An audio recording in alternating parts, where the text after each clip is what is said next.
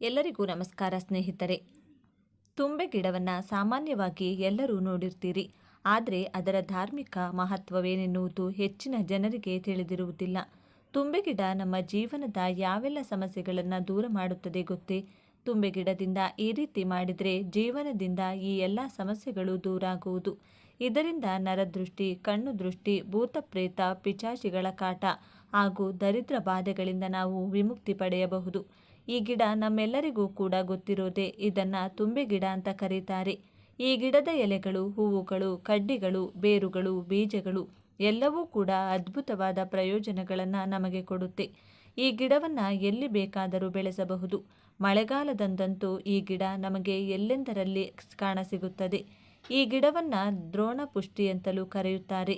ಈ ಹೂಗಳಿಂದ ಶಿವನನ್ನ ಪೂಜೆ ಮಾಡಿದರೆ ಲಕ್ಷ್ಮೀ ಕಟಾಕ್ಷ ಪ್ರಾಪ್ತಿಯಾಗುತ್ತದೆ. ಈ ಗಿಡದಲ್ಲಿ ಅದ್ಭುತವಾದ ತಾಂತ್ರಿಕ ಶಕ್ತಿಗಳು ಅಡಗಿವೆ. ಈ ಗಿಡದ ಬಗ್ಗೆ ಪೂರ್ತಿಯಾಗಿ ತಿಳಿದುಕೊಂಡು ಇದನ್ನು ನಾವು ಬಳಸಿಕೊಂಡ್ರೆ ಆಯುರ್ವೇದ ಪರವಾಗಿ ಮಾತ್ರವಲ್ಲದೆ ತಾಂತ್ರಿಕ ಪರವಾಗಿಯೂ ನಮಗೆ ಎಷ್ಟೋ ಉಪಯೋಗವಿರುತ್ತದೆ. ಈ ವಿಡಿಯೋದಲ್ಲಿ ಈ ಗಿಡಕ್ಕೆ ಸಂಬಂಧಿಸಿದಂತಹ ಕೆಲವು ಉತ್ತಮವಾದ ವಿಷಯಗಳನ್ನು ತಿಳಿಸಿಕೊಡ್ತೀನಿ. ಅಂದರೆ ಅದಕ್ಕೂ ಮುಂಚೆ ನೀವಿನ್ನು ನಮ್ಮ ಚಾನಲ್ಗೆ ಸಬ್ಸ್ಕ್ರೈಬ್ ಆಗಿಲ್ಲ ಅಂದರೆ ಈಗಲೇ ಸಬ್ಸ್ಕ್ರೈಬ್ ಆಗಿ. ಹಾಗೆ ಈ ವಿಡಿಯೋ ಇಷ್ಟ ಆದರೆ ಮರೆಯದೆ ಒಂದು ಲೈಕ್ ಕೊಡಿ. ಹಾಗೆ ವಿಡಿಯೋ ಸ್ಕಿಪ್ ಮಾಡದೆ ಕೊನೆ ತನಕ ನೋಡಿ. ಸ್ನೇಹಿತರೆ, ಈ ಗಿಡದ ಬೇರು ನಮಗೆ ಅದ್ಭುತವಾದ ಶಕ್ತಿಯನ್ನು ಕೊಡುತ್ತೆ. ಈಗ ನಾನು ಹೇಳುವಂತಹ ಈ ಪರಿಹಾರನ ನೀವು ಮಂಗಳವಾರ ಮಾಡ್ಕೋಬೇಕು. ಹಾಗಾಗಿ ಸೋಮವಾರ ಸಂಜೆ ಈ ಗಿಡಕ್ಕೆ ಸ್ವಲ್ಪ ನೀರು ಹಾಕಿ ನಮಸ್ಕಾರ ಮಾಡಿಕೊಂಡು, ಅಮ್ಮ ನನಗೆ ಒಳ್ಳೆಯದಾಗಬೇಕು ಅನ್ನೋ ಕಾರಣದಿಂದ ನಾಳೆ ಬಂದು ನಿನ್ನನ್ನು ಕಿತ್ತುಕೊಂಡು ಹೋಗ್ತೀನಿ, ಶಾಪ ಕೊಡಬೇಡ ಅಂತ ಹೇಳಿ ಹೋಗಬೇಕು. ಅದರ ನಂತರ ಮಾರನೇ ದಿನ ಬೆಳಿಗ್ಗೆ ಅಂದರೆ ಮಂಗಳವಾರ ಬೆಳಿಗ್ಗೆ ಮತ್ತೆ ಒಂದು ಸಾರಿ ನಮಸ್ಕಾರ ಮಾಡಿಕೊಂಡು, ನನ್ನ ಕುಟುಂಬಕ್ಕೆ ಒಳ್ಳೆಯದಾಗಬೇಕು ಅನ್ನೋ ಕಾರಣದಿಂದಾನೇ ನಿನ್ನನ್ನು ಇವಾಗ ತಗೊಂಡು ಹೋಗ್ತಾ ಇದ್ದೀನಿ, ನನ್ನನ್ನು ಅನುಗ್ರಹಿಸಿ ಅಂತ ಹೇಳಿದ ನಂತರ ಮಾತ್ರವೇ ಗಿಡವನ್ನು ಕಿತ್ಕೋಬೇಕು. ಅದು ಕೂಡ ಈ ಗಿಡನ ಬೇರ್ ಸಮೇತ ಮಾತ್ರ ನೀವು ಕಿತ್ಕೋಬೇಕು. ಆ ಗಿಡನ ಮನೆಗೆ ತಂದು ಚೆನ್ನಾಗಿ ತೊಳೆದು ಮೇಲಿರುವಂತಹ ಗಿಡ ಕಿತ್ತಾಕಿ ಬೇರುಗಳನ್ನು ಸಪ್ರೇಟ್ ಮಾಡಿ ಇಟ್ಕೋಬೇಕು. ನಿಮ್ಮ ಮನೆಯಲ್ಲಿ ಎಷ್ಟು ಜನ ಇದ್ದೀರೋ ಅಷ್ಟು ತಾಯೆತ್ತುಗಳನ್ನು ತಂದುಕೊಳ್ಳಬೇಕು. ಒಂದು ಪ್ಲೇಟ್ನಲ್ಲಿ ಆ ತಾಯೆತ್ತುಗಳು ಹಾಗೂ ಈ ಬೇರುಗಳನ್ನು ದೇವರ ಮನೆಯಲ್ಲಿಟ್ಟು ಒಂದು ವಾರದ ಕಾಲ ಅಂದರೆ ಮುಂದಿನ ಮಂಗಳವಾರದವರೆಗೂ ಪ್ರತಿದಿನ ಅದಕ್ಕೆ ಧೂಪ ಹಾಕಿ ಪೂಜೆ ಮಾಡಬೇಕು. ಮುಂದಿನ ಮಂಗಳವಾರ ಪೂಜೆ ಮುಗಿದ ನಂತರ ಆ ತಾಯ್ತಗಳಿಗೆ ಕೆಂಪು ದಾರವನ್ನು ಕಟ್ಟಿ ಆ ತಾಯ್ತದ ಒಳಗೆ ಈ ಬೇರುಗಳನ್ನು ಇಟ್ಟು ಆ ತಾಯ್ತಗಳನ್ನು ನಿಮ್ಮ ಕೈಯಲ್ಲೋ ಸೊಂಟದಲ್ಲೋ ಮತ್ತು ಕತ್ತಲ್ಲೋ ಕಟ್ಕೊಂಡ್ರೆ ಯಾವ ರೀತಿಯಾದ ದೃಷ್ಟಿದೋಷ ಕೂಡ ನಿಮ್ಮನ್ನು ತಾಕಲ್ಲ. ಇದನ್ನು ಎಲ್ಲರೂ ಕೂಡ ಕಟ್ಕೊಂಡ್ರೆ ತುಂಬ ಒಳ್ಳೆಯದು. ಮುಖ್ಯವಾಗಿ ಮಕ್ಕಳಿಗೆ ಕಟ್ಟೋದ್ರಿಂದ ಅವರ ಮೇಲೆ ಯಾವುದೇ ಕೆಟ್ಟ ದೃಷ್ಟಿ ಬೀಳದೆ ಆರೋಗ್ಯವಾಗಿ ಒಳ್ಳೆಯ ವಿದ್ಯಾವಂತರಾಗಿ ಪುಷ್ಟಿಯಾಗಿ ಬೆಳೆಯುತ್ತಾರೆ. ಈ ರೀತಿ ಕಟ್ಟೋದ್ರಿಂದ ಬರೀ ದೃಷ್ಟಿ ಮಾತ್ರ ಅಲ್ಲದೆ ಯಾವ ತಾಂತ್ರಿಕ ಶಕ್ತಿ ಕೂಡ ನಮ್ಮ ಮೇಲೆ ಕೆಲಸ ಮಾಡಲ್ಲ. ಅಂದರೆ ಯಾರಾದರೂ ನಮ್ಮ ಮೇಲೆ ಮಾಟ ಮಂತ್ರ ಪ್ರಯೋಗ ಮಾಡಿದರೆ ಅದು ಅವರಿಗೆ ತಿರುಗೇಟಾಗುತ್ತದೆ ಹೊರತು ನಮ್ಮ ಮೇಲೆ ಅದು ಕೆಲಸ ಮಾಡುವುದಿಲ್ಲ. ಅದರ ಜೊತೆಗೆ ಯಾವ ಇಷ್ಟ ಶಕ್ತಿಗಳು ಕೂಡ ನಮ್ಮ ಹತ್ತಿರ ಸುಳಿಯುವುದಿಲ್ಲ. ಇನ್ನು ಕೆಲವರಿಗೆ ಆಗಾಗ ಅಪಘಾತಗಳು ನಡೆಯುತ್ತಾ ಇರುತ್ತೆ. ಕೆಲವರಿಗೆ ಮಂಗಳವಾರಗಳು, ಭಾನುವಾರಗಳು, ಶನಿವಾರಗಳು, ಅಮಾವಾಸ್ಯೆ, ಹುಣ್ಣಿಮೆ, ಪಿತೃಪಕ್ಷ ಇಂತಹ ಸಮಯಗಳಲ್ಲೇನಾದರೂ ಒಂದು ಎಡವಟ್ಟು ಆಗ್ತಾನೇ ಇರುತ್ತೆ. ಆರೋಗ್ಯದಲ್ಲಿ ಏರುಪೇರಾಗೋದಿರಬಹುದು ಅಥವಾ ವಾಹನ ಅಪಘಾತಗಳಿರಬಹುದು, ಬಿಸ್ನೆಸ್ ಲಾಸ್ ಇರಬಹುದು. ಇದಲ್ಲದೆ ಮಾನಸಿಕ ಒತ್ತಡ ಇರಬಹುದು ಅಥವಾ ಶಾರೀರಿಕ ಒತ್ತಡ ಇರಬಹುದು. ಮನೆಯಲ್ಲಿ ನೆಮ್ಮದಿ ಇಲ್ಲ, ಹೌದು, ಇಲ್ಲದೇ ಇರಬಹುದು. ಗಂಡ ಹೆಂಡತಿ ಮಧ್ಯೆ ಮನಸ್ತಾಪ ಇರಬಹುದು ಅಥವಾ ಪೋಷಕರು ಹಾಗೂ ಮಕ್ಕಳ ಮಧ್ಯೆ ಮನಸ್ತಾಪ ಇರಬಹುದು. ಇಂತಹ ಯಾವುದೇ ಸಮಸ್ಯೆ ಇದ್ದರೂ ನಾನು ಈಗಾಗಲೇ ಹೇಳಿದ್ದ ಪ್ರಕಾರ ಮಂಗಳವಾರ ಈ ಗಿಡವನ್ನು ಬೇರಿನ ಸಮೇತ ಕಿತ್ತು ತಂದು ಗಿಡ ಹಾಗೂ ಬೇರನ್ನು ವಿಂಗಡಿಸಿ ಆ ಬೇರನ್ನು 108 ಚೂರುಗಳಾಗಿ ಕತ್ತರಿಸಿಕೊಳ್ಳಬೇಕು. ಅಥವಾ ಈ ಬೇರುಗಳು ತುಂಬ ಸಣ್ಣ ಇರೋದ್ರಿಂದ 108 ಬೇರುಗಳನ್ನು ಕೂಡ ನೀವು ತಗೋಬಹುದು. ಮನೆಯಲ್ಲಿ ಎಲ್ಲರೂ ಕೂಡ ಇದನ್ನು ಬಳಸಬೇಕು. ಒಂದೇ ಗಿಡದಲ್ಲಿ ಕೆಲಸ ಆಗಬೇಕು ಅನ್ನೋರು ಒಂದೇ ಗಿಡದಲ್ಲಿರೋ ಬೇರನ್ನೇ ಚಿಕ್ಕ ಚಿಕ್ಕದಾಗಿ 108 ತುಂಡುಗಳನ್ನಾಗಿ ಕತ್ತರಿಸಿಕೊಂಡ್ರೆ ಒಂದೇ ಗಿಡನ ಮನೆಯಲ್ಲಿ ಎಲ್ಲರೂ ಕೂಡ ಬಳಸಿಕೊಳ್ಳಬಹುದು. ಆ ಚೂರುಗಳನ್ನು ಅಥವಾ ಬೇರುಗಳನ್ನು ಒಂದು ಡಾಲರ್ ಒಳಗೋ ಅಥವಾ ಒಂದು ಬಟ್ಟೆಯೊಳಗೋ ಹಾಕಿ ಗಂಟು ಕಟ್ಟಿಕೊಂಡು ಅದನ್ನು ಒಂದು ವಾರದ ಕಾಲ ದೇವರ ಮನೆಯಲ್ಲಿಟ್ಟು ಪೂಜೆ ಮಾಡಿದ ಬಳಿಕ ಆ ಗಂಟನ್ನು ಅಥವಾ ಡಾಲರನ್ನು ಚೈನ್ ಅಥವಾ ಯಾವುದಾದರೂ ಕಪ್ಪು ದಾರಕ್ಕೆ ಕಟ್ಕೊಂಡು ನಿಮ್ಮ ಕತ್ತಲ್ಲಿ ಕಟ್ಕೊಂಡ್ರೆ ಈ ಎಲ್ಲ ಸಮಸ್ಯೆಗಳು ಕೂಡ ಟಕ್ಕಂತ ನಿಂತು ಹೋಗುತ್ತೆ. ಇನ್ನು ಸ್ನೇಹಿತರೆ, ನಮಗೆ ಸಿಗುವಂತಹ ಕೆಲವು ಗಿಡ ಮರಗಳು ಹೂವುಗಳು ನಮಗೆ ಕೆಲವು ಆಧ್ಯಾತ್ಮಿಕ ಪ್ರಯೋಜನಗಳನ್ನು ತಂದುಕೊಡುತ್ತೆ. ಈ ತುಂಬೆ ಗಿಡದ ಹೂವುಗಳನ್ನು ನಾವು ಹೆಚ್ಚಾಗಿ ಗಣೇಶನ ಪೂಜೆಯಲ್ಲಿ ಬಳಸುತ್ತೇವೆ. ಈ ಹೂಗಳಿಂದ ನಾವು ಶಿವನನ್ನು ಪೂಜೆ ಮಾಡಿದರೆ ಪರಮೇಶ್ವರ ಅತಿ ಬೇಗನೆ ನಮಗೆ ಒಲಿತಾರೆ. ಅದರ ಜೊತೆಗೆ ಲಕ್ಷ್ಮೀ ಕಟಾಕ್ಷ ಕೂಡ ಪ್ರಾಪ್ತಿಯಾಗುತ್ತೆ. ಹಣಕ್ಕೆ ಯಾವುದೇ ಕೊರತೆ ಬರದೆ ಯಾವಾಗಲೂ ಕೂಡ ಹಣ ನಮ್ಮ ಕೈ ಸೇರ್ತಾನೆ ಇರುತ್ತೆ. ಈ ಗಿಡವನ್ನು ನೀವು ಪಾಟಲ್ಲಿ ಅಥವಾ ನೆಲದಲ್ಲಿ ಎಲ್ಲಿ ಬೇಕಾದರೂ ಬೆಳೆಸಬಹುದು. ಈ ಗಿಡದ ಪ್ರಯೋಜನಗಳ ಬಗ್ಗೆ ತುಂಬ ಜನರಿಗೆ ಗೊತ್ತಿಲ್ಲದೇ ಇರೋ ಕಾರಣ ಇದು ಅಲ್ಲಲ್ಲಿ ಕಾಣಿಸಿದರೂ ಕೂಡ ಯಾವುದೋ ಹುಚ್ಚು ಗಿಡ ಅಂತ ಅಷ್ಟಾಗಿ ತಲೆಕೆಡಿಸಿಕೊಳ್ಳದೆ ಹಾಗೇ ಬಿಟ್ಟಿದ್ದಾರೆ. ಇದರಿಂದ ನಮಗೆ ಸಿಗುವಂತಹ ಪ್ರಯೋಜನಗಳ ಬಗ್ಗೆ ತಿಳಿಯದೆ ಚಿಕ್ಕದರಲ್ಲಿ ಹೋಗೋ ಸಮಸ್ಯೆನ ಸಾವಿರಾರು ರೂಪಾಯಿ ಖರ್ಚು ಮಾಡಿ ಬಗೆಹರಿಸಿಕೊಳ್ತಾ ಇದ್ದೀವಿ. ಅಂತಹ ಕೆಲವು ಪ್ರಯೋಜನಗಳ ಬಗ್ಗೆ ಈಗ ತಿಳಿದುಕೊಳ್ಳೋಣ.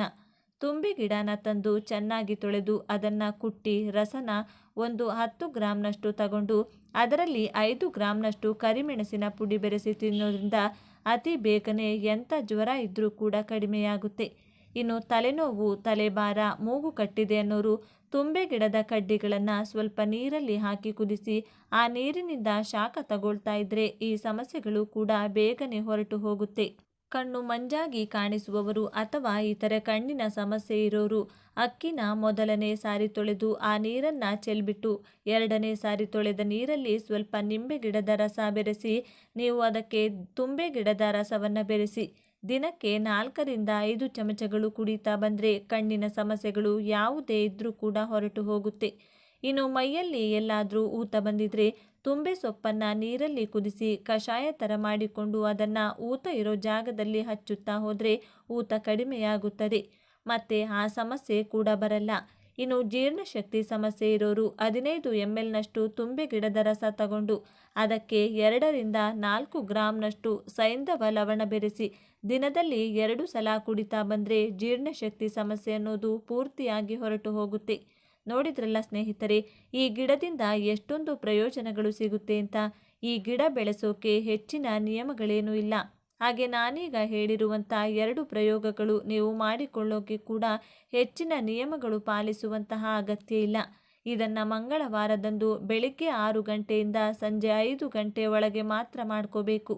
ಅದರ ನಂತರ ಮುಟ್ಟಾದ ಸಮಯದಲ್ಲಿ ಹೊರತುಪಡಿಸಿ ಇನ್ನು ಯಾವಾಗ ಬೇಕಾದರೂ ಈ ಪ್ರಯೋಗವನ್ನು ನೀವು ಮಾಡ್ಕೋಬಹುದು. ಹಾಗೆ ಈ ಪ್ರಯೋಗ ನೀವು ಮಾಡಬೇಕು ಅಂದ್ಕೊಂಡಿದ್ರೆ ಬೇರೆಯವರ ಕೈಯಲ್ಲಿ ಈ ಗಿಡವನ್ನು ತರಿಸೋಕೆ ಹೋಗಬೇಡಿ. ನಿಮ್ಮ ಕುಟುಂಬದಲ್ಲೇ ಯಾರಾದರೂ ಹೋಗಿ ಗಿಡನ ತರಬೇಕಾಗುತ್ತೆ. ಅಂದರೆ ನಿಮಗೆ ಗಿಡ ಸಿಗ್ತಿಲ್ಲ ಅಂದರೆ ಬೇರೆ ಯಾರಿಗೂ ಈ ಕೆಲಸನ ಅಥವಾ ಜವಾಬ್ದಾರಿನ ಒಪ್ಪಿಸಬಾರದು. ನಿಮ್ಮ ಮನೆಯಲ್ಲಿ ಯಾರು ವಾಸ ಮಾಡ್ತಿರ್ತಾರೋ ಅವರು ಮಾತ್ರನೇ ಈ ಕೆಲಸವನ್ನು ಮಾಡಬೇಕು. ಇಷ್ಟೇ ಸ್ನೇಹಿತರೆ, ಈ ವಿಡಿಯೋ ನಿಮಗೆ ಇಷ್ಟ ಆದರೆ ಲೈಕ್ ಮಾಡಿ, ಶೇರ್ ಮಾಡಿ. ಇಂತಹ ಹೆಚ್ಚಿನ ಉತ್ತಮ ಮಾಹಿತಿಗಳಿಗಾಗಿ ತಪ್ಪದೆ ನಮ್ಮ ಚಾನಲನ್ನು ಸಬ್ಸ್ಕ್ರೈಬ್ ಮಾಡಿಕೊಳ್ಳಿ. ಹಾಗೆ ಎಲ್ಲರೂ ಭಕ್ತಿಯಿಂದ ಓಂ ನಮಃ ಶಿವಾಯ ಅಂತ ಕಮೆಂಟ್ ಮಾಡಿ. ಹಿಂದೂ ಧರ್ಮದಲ್ಲಿ ಕೆಲವು ಗಿಡ ಮರಗಳಿಗೆ ವಿಶೇಷ ಸ್ಥಾನವನ್ನು ನೀಡಲಾಗಿದೆ. ಗಿಡ ಮರಗಳನ್ನು ದೇವರ ಪ್ರತಿರೂಪ ಎಂದು ಸಹ ಭಾವಿಸಲಾಗಿದೆ.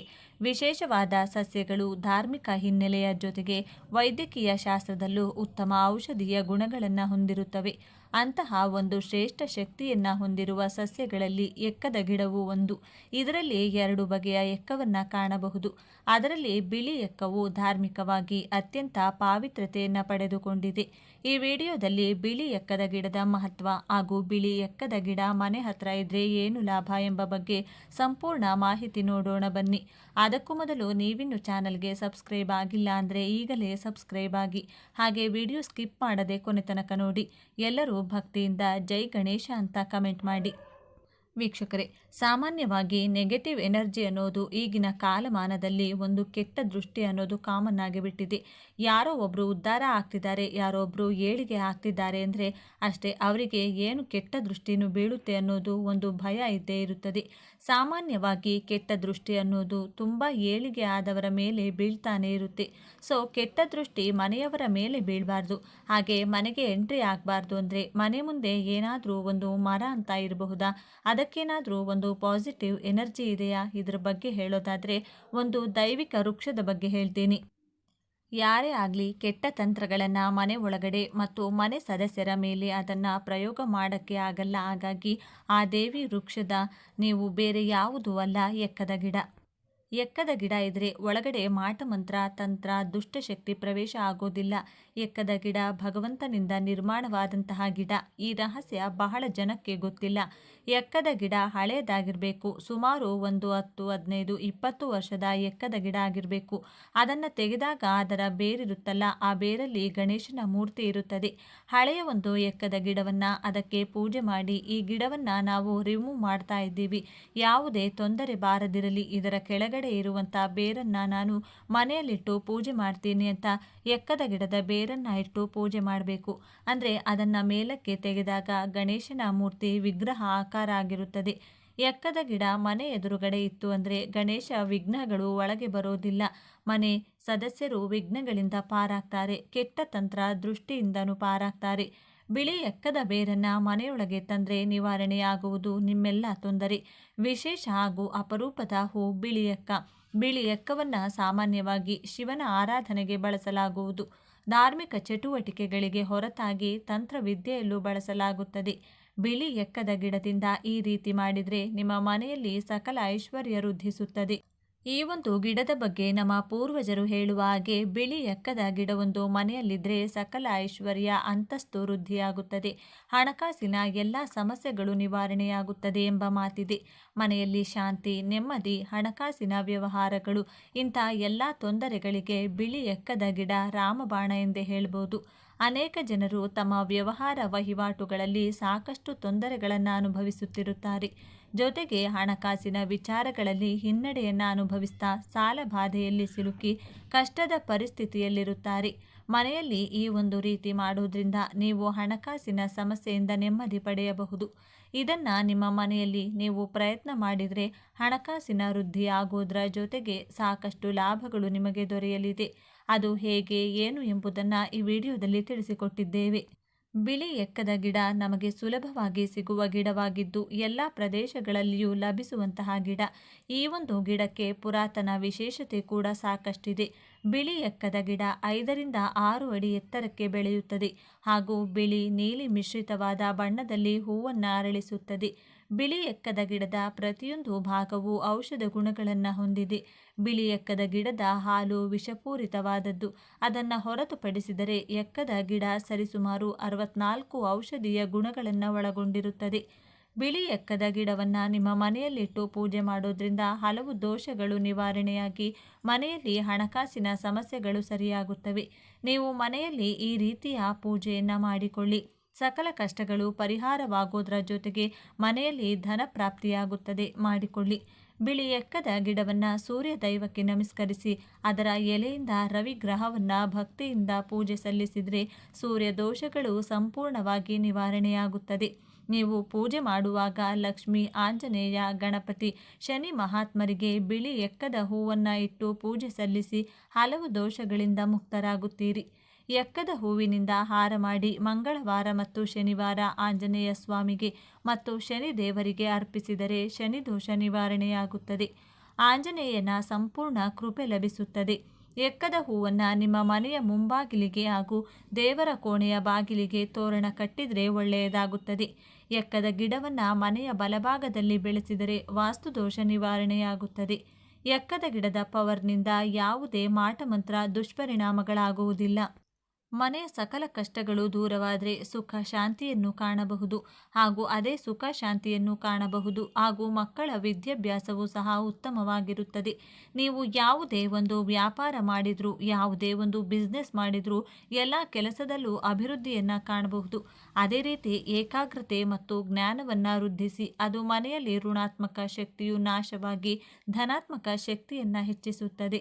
ಇನ್ನು ಮನೆಯಲ್ಲಿ ಐಶ್ವರ್ಯ ತುಂಬುವುದು, ಶೂದ್ರ ಶಕ್ತಿಗಳಿಂದ ಹಾಗೂ ಕೆಡುಕಾಗುವುದನ್ನು ತಡೆಯುವುದು, ವಿಘ್ನಗಳ ನಿವಾರಣೆ ಹಾಗೂ ವಾಸ್ತುದೋಷ ನಿವಾರಣೆಯಾಗುವುದು, ಕೈಗೊಂಡ ಉದ್ಯಮಗಳಲ್ಲಿ ಬಿಸ್ನೆಸ್ಗಳಲ್ಲಿ ಹೆಚ್ಚು ಲಾಭ ಬರುವುದು, ವೈರಿಗಳನ್ನು ನಾಶ ಮಾಡುವುದು, ಮಾಟ ಮಂತ್ರ, ಭೂತ ಪಿಶಾಚಿ, ದೆವ್ವ ಮತ್ತು ಪೀಡೆ ಮೊದಲಾದ ದುಷ್ಟ ಶಕ್ತಿಗಳನ್ನು ದೂರ ಮಾಡುವುದು, ಶ್ರೀ ಗಣಪತಿಯ ಅನುಗ್ರಹವನ್ನು ಪಡೆಯಬಹುದು.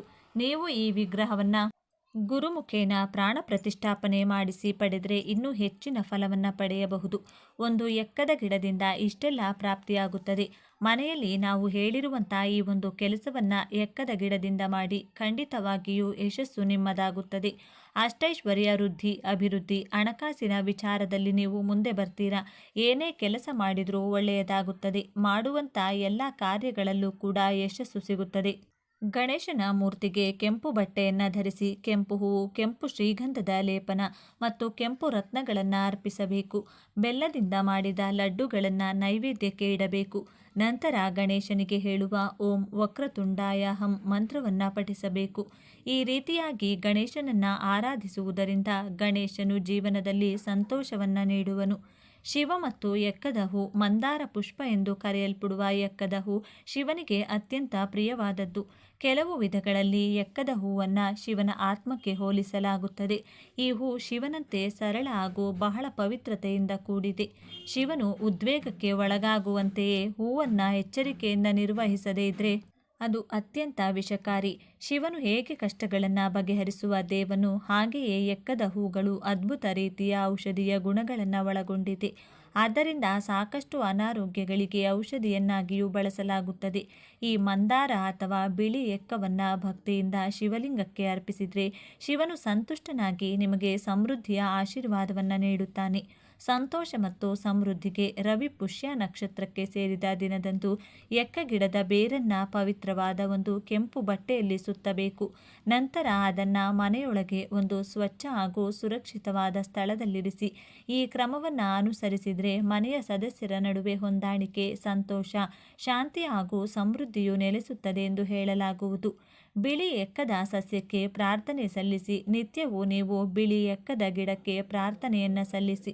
ಇಲ್ಲವಾದರೆ ಬಿಳಿ ಎಕ್ಕದ ಸಸ್ಯದ ಕೆಳಗೆ ಕುಳಿತು ಪ್ರಾರ್ಥನೆ ಮಾಡಿ. ನೀವು ಮಾಡುವ ಪ್ರಾರ್ಥನೆಗೆ ಬೇಗ ಫಲವನ್ನು ಪಡೆದುಕೊಳ್ಳುವಿರಿ. ಈ ಗಿಡದ ಮುಂದೆ ಅಥವಾ ಕೆಳಗೆ ಕುಳಿತು ಓಂ ಗಂ ಗಣಪತಯೇ ನಮಃ ಎನ್ನುವ ಮಂತ್ರವನ್ನು ಹೇಳಿದರೆ ನೀವು ಬಯಸುವ ಪ್ರತಿಯೊಂದು ಕ್ಷೇತ್ರದಲ್ಲೂ ವಿಶೇಷವಾದ ಯಶಸ್ಸನ್ನು ಸಾಧಿಸಬಹುದು. ಎಕ್ಕದ ಗಿಡದ ತಿಲಕ. ಬಿಳಿ ಎಕ್ಕದ ಗಿಡದ ಬೇರನ್ನು ರುಬ್ಬಿಕೊಂಡು ಪೇಸ್ಟ್ ತಯಾರಿಸಿಕೊಳ್ಳಿ. ನಂತರ ಆ ಪೇಸ್ಟನ್ನು ತಿಲಕದ ರೂಪದಲ್ಲಿ ನಿತ್ಯವೂ ಅನ್ವಯಿಸಿಕೊಳ್ಳಿ. ಆಗ ನೀವು ಹೆಚ್ಚಿನ ಜನರನ್ನು ಆಕರ್ಷಿಸಿಕೊಳ್ಳಲು ಸಾಧ್ಯವಾಗುತ್ತದೆ. ಅಂತೆಯೇ ಯಾರೂ ಸಹ ನಿಮ್ಮನ್ನು ತಿರಸ್ಕರಿಸಲು ಇಷ್ಟಪಡುವುದಿಲ್ಲ. ಎಕ್ಕದ ಭಸ್ಮ. ಬೆಂಕಿಯ ಕುಂಡದಲ್ಲಿ ಒಂದು ಸಣ್ಣ ಶಂಖ ಮತ್ತು ಬಿಳಿ ಎಕ್ಕದ ಬೇರನ್ನು ಹಾಕಿ ನಂತರ ಆ ಭಸ್ಮವನ್ನು ಸಂಗ್ರಹಿಸಿಕೊಂಡ ಭಸ್ಮವನ್ನು ನಿತ್ಯವೂ ತಿಲಕದ ರೂಪದಲ್ಲಿ ಧರಿಸಿ. ಆಗ ನೀವು ಕೆಟ್ಟ ಅದೃಷ್ಟ ಹಾಗೂ ಕೆಟ್ಟ ಶಕ್ತಿ ಯಾವುದು ನಿಮ್ಮ ಬಳಿ ಸುಳಿಯದು, ಎಲ್ಲವೂ ದೂರ ಸರಿಯುತ್ತದೆ. ಶತ್ರುಗಳನ್ನು ಶಾಂತಗೊಳಿಸುವುದು. ಬಿಳಿ ಎಕ್ಕದ ಎಲೆಯ ಮೇಲೆ ಎಕ್ಕದ ಸಸ್ಯ ರಸವನ್ನು ಬಳಸಿ ಶತ್ರುವಿನ ಹೆಸರನ್ನು ಬರೆಯಿರಿ. ನಂತರ ಅದನ್ನು ಮಣ್ಣಿನೊಳಗೆ ಹೂಣಿಡಬೇಕು. ಆಗ ನಿಮ್ಮ ಶತ್ರುವು ನಿಮ್ಮ ತಂಟೆಗೆ ಬರುವುದಿಲ್ಲ. ಇಲ್ಲವೇ ಎಲೆಯ ಮೇಲೆ ಹೆಸರನ್ನು ಬರೆದು ಹರಿವ ನೀರಿನಲ್ಲಿ ಬಿಡಿ. ಆಗ ನಿಮ್ಮ ಶತ್ರು ನಿಮ್ಮನ್ನು ಬಿಟ್ಟು ಬೇರೆಡೆಗೆ ಹೋಗುತ್ತಾನೆ. ಎಕ್ಕದ ಬೀಜದ ಹತ್ತಿ. ಎಕ್ಕದ ಬೀಜದ ಒಳಗೆ ಇರುವ ಹತ್ತಿಯನ್ನು ತೆಗೆದುಕೊಂಡು ಬತ್ತಿಯನ್ನು ಮಾಡಿ ನಂತರ ಅದನ್ನು ದೇವರ ದೀಪ ಮತ್ತು ಲಕ್ಷ್ಮೀ ಪೂಜೆಗೆ ವಿಶೇಷ ಬತ್ತಿಯನ್ನಾಗಿ ಬಳಸಿ. ಇದರಿಂದ ಆರತಿ ಹಾಗೂ ದೀಪವನ್ನು ಬೆಳಗುವುದರಿಂದ ಲಕ್ಷ್ಮಿಯು ಅತ್ಯಂತ ಸಂತೋಷದಿಂದ ಆಶೀರ್ವಾದ ಮಾಡುವಳು. ದುಷ್ಟಶಕ್ತಿಯಿಂದ ಮಗುವನ್ನು ರಕ್ಷಿಸಲು, ಮಕ್ಕಳನ್ನು ದುಷ್ಟಶಕ್ತಿಯಿಂದ ದೃಷ್ಟಿಯಿಂದ ಕಾಪಾಡಲು ಬಿಳಿ ಎಕ್ಕ ವಿಶೇಷವಾದ ಸಹಾಯ ಮಾಡುವುದು. ಒಂದು ಬಟ್ಟೆಯ ಚೀಲದಲ್ಲಿ ಬಿಳಿ ಎಕ್ಕ ಸಸ್ಯದ ಬೇರು, ಬೆಳ್ಳುಳ್ಳಿ, ಬಿಳಿ ಹರಳು ಮತ್ತು ನವಿಲು ಗರಿಯನ್ನು ಇಡಿ. ನಂತರ ಆ ಚೀಲವನ್ನು ಸೂಕ್ತ ಜಾಗದಲ್ಲಿರಿಸಿ. ಹೀಗೆ ಮಾಡೋದ್ರಿಂದ ಮಕ್ಕಳು ಯಾವುದೇ ಕೆಟ್ಟ ಶಕ್ತಿಯ ಕಣ್ಣುಗಳಿಗೆ ಗುರಿಯಾಗುವುದಿಲ್ಲ, ದುಸ್ವಪ್ನಗಳಿಗೆ ಅಥವಾ ಅನಗತ್ಯವಾಗಿ ಹೆದರುವುದಿಲ್ಲ. ಸುರಕ್ಷಿತ ಪ್ರಯಾಣಕ್ಕೆ. ಪ್ರಯಾಣದ ಸಮಯದಲ್ಲಿ ನೀವು ಬಿಳಿ ಎಕ್ಕದ ಬೇರನ್ನು ನಿಮ್ಮ ಬಳಿ ಇಟ್ಕೊಂಡ್ರೆ ಅಪಘಾತದ ಭಯ ಇರುವುದಿಲ್ಲ. ಪ್ರಯಾಣವು ಸುಖಕರವಾಗಿರುತ್ತದೆ. ಪ್ರಯಾಣದ ಸಂದರ್ಭದಲ್ಲಿ ಅಪಘಾತದ ಭಯದಿಂದ ಮುಕ್ತಿ ಹೊಂದಲು ನೀವು ಓಂ ನಮೋ ಅಗ್ನಿರೂಪಾಯ ಹ್ರೀಂ ನಮಃ ಎಂಬ ಮಂತ್ರವನ್ನು ಜಪಿಸಬೇಕು. ಸ್ನೇಹಿತರೆ, ಈ ಮಾಹಿತಿ ನಿಮಗೆ ಇಷ್ಟವಾಗಿದ್ದಲ್ಲಿ ದಯವಿಟ್ಟು ಶೇರ್ ಮಾಡಿ, ಲೈಕ್ ಮಾಡಿ ಮತ್ತು ನಮ್ಮ ಚಾನಲ್ಗೆ ಸಬ್ಸ್ಕ್ರೈಬ್ ಆಗಿ. ಎಲ್ಲರೂ ಭಕ್ತಿಯಿಂದ ಓಂ ನಮಃ ಶಿವಾಯ ಅಂತ ಕಮೆಂಟ್ ಮಾಡಿ. ಧನ್ಯವಾದಗಳು.